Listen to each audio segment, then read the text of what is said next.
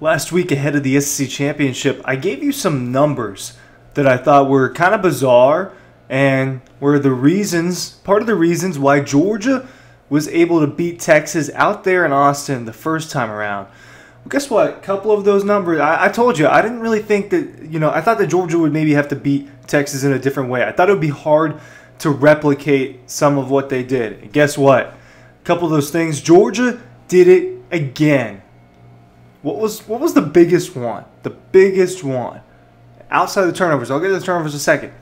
It was the rushing yards. Georgia outrushed Texas. Georgia had over 100 rushing yards. Texas only had 29 rushing yards in the first meeting.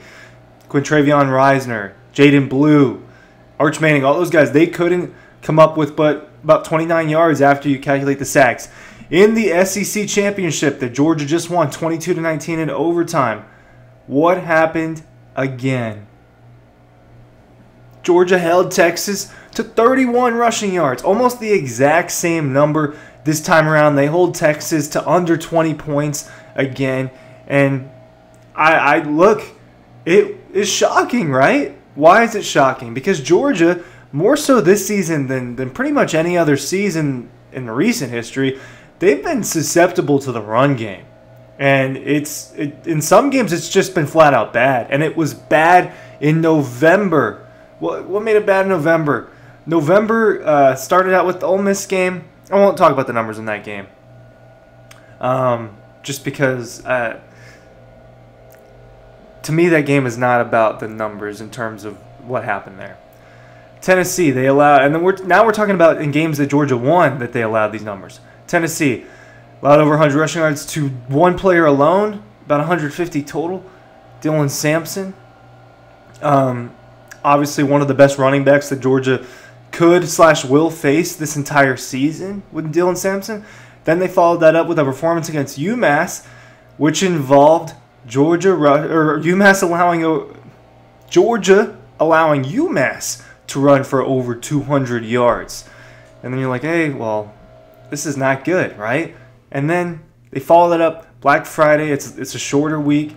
Haynes King and the Georgia Tech Yellow Jackets accumulated over 250 rushing yards on the Georgia Bulldogs. It's just a number that doesn't happen.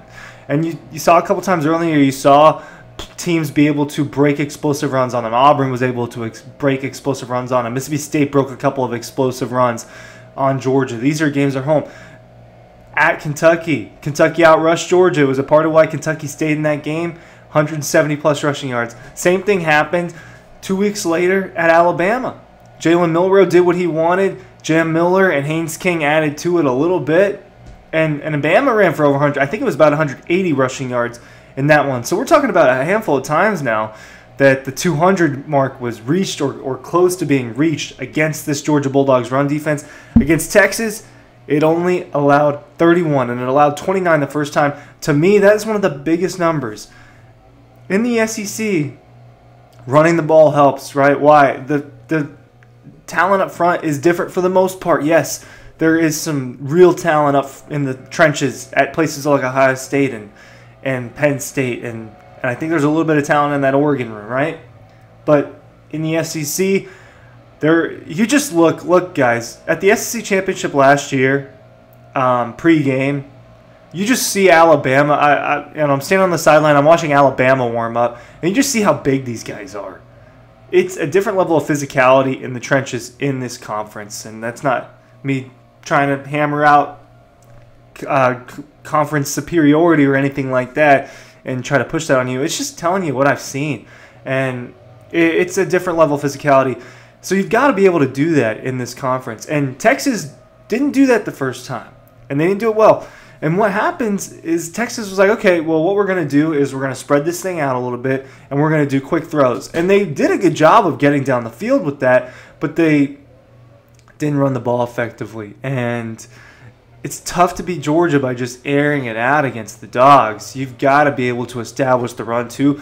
That's why all of those other teams were successful against Georgia and gave Georgia problems. If in the games where they held the run, it was better. And the games were not as close.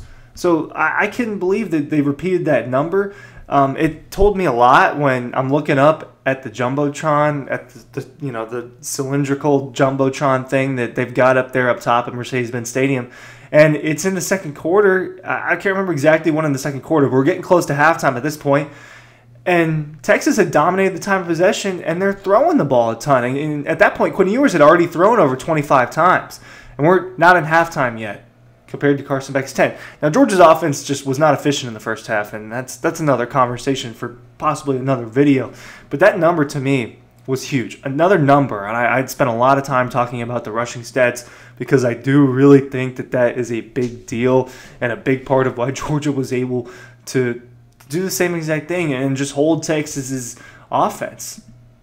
So the next thing, it was the turnover battle. I said Georgia can't turn the ball over a lot, and that they'd have to win the turnover battle.